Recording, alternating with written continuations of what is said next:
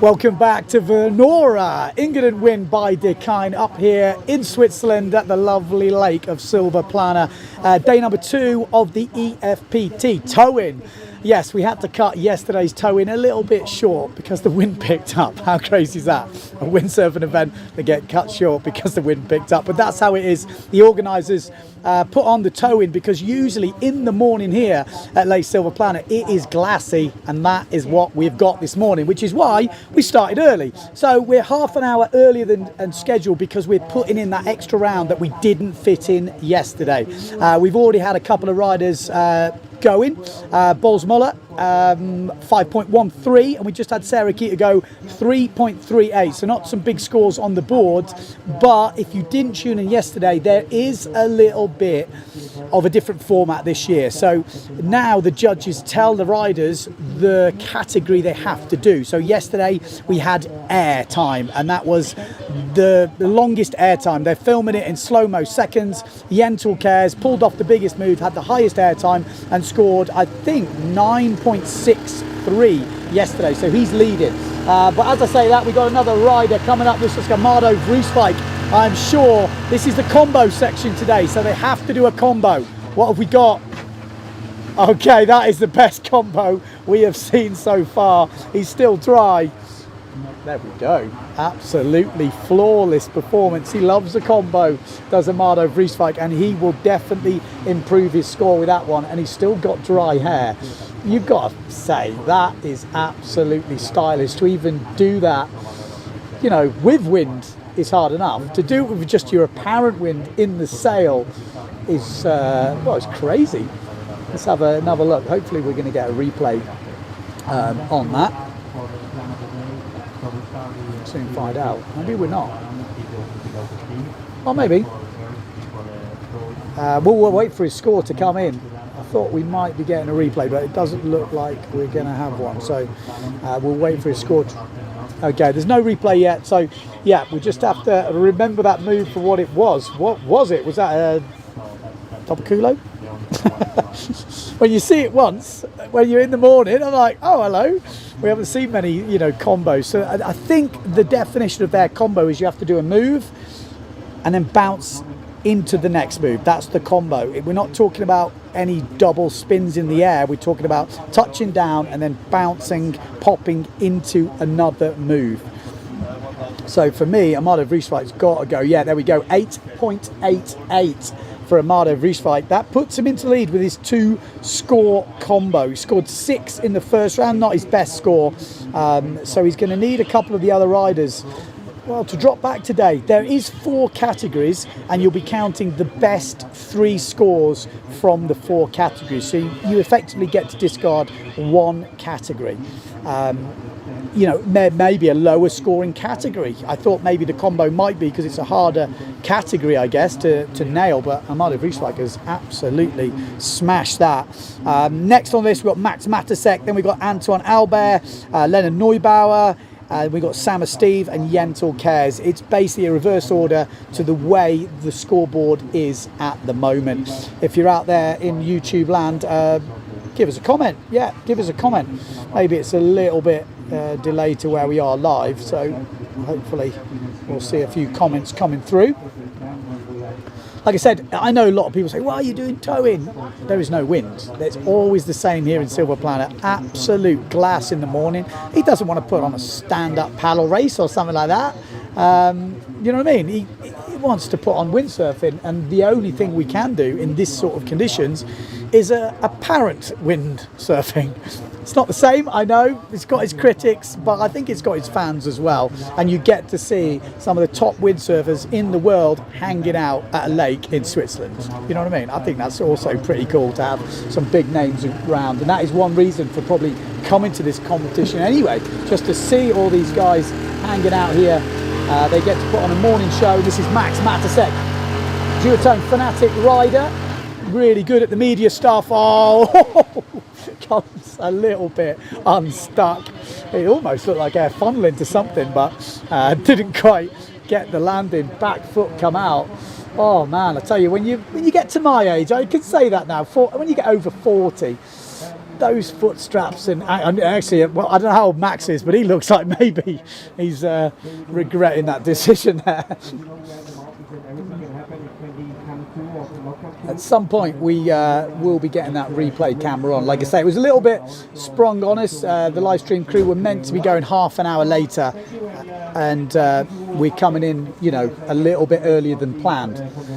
But bringing you the show, that's the main thing. We didn't want to miss these guys pulling off the combo moves and running you down.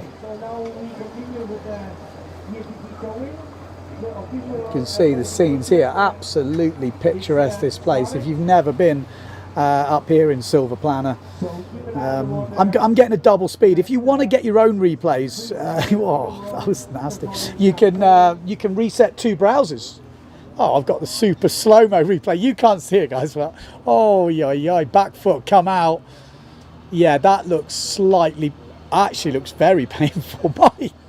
You just stay tuned to the Engadinwind or Jaclar positive vibes, because there will be a super slow-mo with that crash. And I'll tell you what, it looks a lot worse in super slow-mo.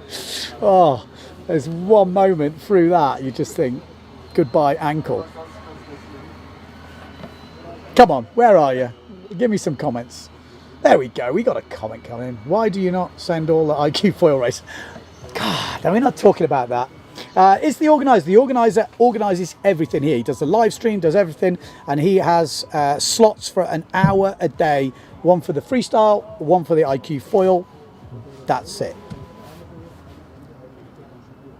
There we go. Jan, he says, I'm 50 and 2 weeks ago I landed my first Vulcan. And now I hear I'm too old. You're not too old, Jan. Don't worry, mate. No, that's. I tell you what, I posted a video on Windsurfing.TV, actually Instagram, from one of the young Dutch kids learning his Vulcan, and then hopefully he's going to learn the Spock. And I tell you what, it just gave me massive memories of when I was learning to Vulcan. They are super vivid in my memory, learning to Vulcan and learning to Spock. Learning to Spock and doing your first Spock is such a massive memory. Almost more than my forward loop, weirdly. Here we go. Oh, Thomas Traversa. Where's he come from? He wants the combo. Oh, no. Oh, no. I had big hopes, but he's going to feel he not really delivered the goods there. We're going to get a replay, but after all the chances we got, Thomas is probably not going to want a replay of that, but we're definitely going to see one. Oh, we could see it. So Thomas Traversa, one of the best, if not the best wave sailor in the world. I mean, he is a charger. If you've not seen any of his storm chasing videos, I mean, he dominated the Red Bull storm chase, and you know, he can just turn up to a spot, it can be gnarly as hell, he's never sailed there, and he'll just go out and full send. I mean, there's not many guys in the world that do that. You know, yes, they know how to sail spots where they've sailed them before, but this guy, like I say, he just rocks up, never been there, rocks everywhere, gnarly as hell, and he just goes out and smacks it. He has massive respect from me. He was a good freestyler in his time. Don't let that last move fool you. The guy has got some moves. He's not much of a tow-in specialist, obviously, but he's up here soaking in the scenery. He's got his family, young family here, and he's thought, you know what, I'm going to give it a go. Why not? I'm going to get wet, I'm going to get in the lake. So good to see Thomas Traversa up here. And like I said, just wandering on the beach. If you're up here, you know, most windsurfers are up for a chat. It's not like, you know, famous footballers you can't get near. Everyone's so accessible. Here we go. Anton Albert, New Caledonia, on the Goya combo. What's he got for us? Oh, a little funnel into burner, was that? Well, actually, I quite like that. Sliding into pop. That's what the judges want to see. They want to see, you know, people mixing it up. We're always going to see those air funnel burners and double air burners, which we're going to see in the next 2 rounds. Next 2 rounds, in case you're just tuning in, is most amount of spins. And then we've got the 4th category for the 4th round is full send. So you just have to go for the biggest, craziest move. They're not scoring, so they're not penalising bad landings, but obviously if you land it right, it's going to score a few more points and maybe tip the scales that way. But what they want to see is people going for it. So that's the way the scoreboard looks at the moment. That double combo move from Amado Vrieswijk, I think it was double culo, as far as I remember. Putting him right up there, isn't it? But we are getting to the kind of toe-in specialists. Sam Steve, Leonard Neubauer, Jentel Cares, and obviously Sam Steve. So wait to see what they go on. I want to hear more from Jan and his first Vulcan. What's his plan for Spocks? How close do you think you are? From a Vulcan to a Spock? It's not far, mate. It's not far. Just got to get that board sliding a little bit, pull the rig across you. I think, you know what? I think Freestyle has almost gone to a level where people watch it now, the good guys, and they think, oh, it's too far. When I was getting into Freestyle, the top guys were doing Spocks and Flackers and Grubbies, and it was very obtainable. Now, when you see what these guys are doing, it kind of scares you. So I think we need some new heroes in the Spock, Grubby, Flacker territory to motivate guys who don't do any freestyle to just, you know, step into there. Like Jan landed his first Vulcan at 50. I reckon that is, I tell you what, learning freestyle, the early stages is so fun. Here we go, Leonard Neubauer, one of the young up-and-coming talents, probably the hottest talent at the moment from the young crew, and he has got the moves, and how's that? Funnel, double funnel. Okay.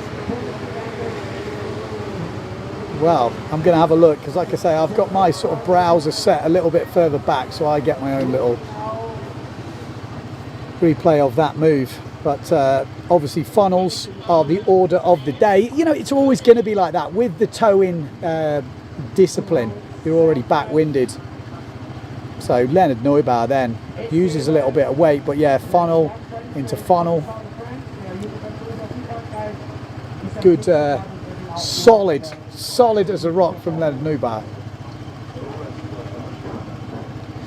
Ricardo's going, I'd like to remind you, the name of the sport is windsurf. Okay, Ricardo, what do you do then? Tell me this. I'd like you to answer me this. What do you do when there is no wind and you're at a windsurfing competition? We could all just sit on the beach and do nothing. I personally think this is a solid add-on in no wind. You know, it depends. If you want to do nothing, I get it. That's fair enough. But these guys are out there getting the shots, getting the stickers for the sponsors that are supporting the whole other side of this event, which is the IQ Foil World Championships. So if they weren't doing this, they just wouldn't be here, because, you know, you've got two events running simultaneously and you need something to happen in the no wind.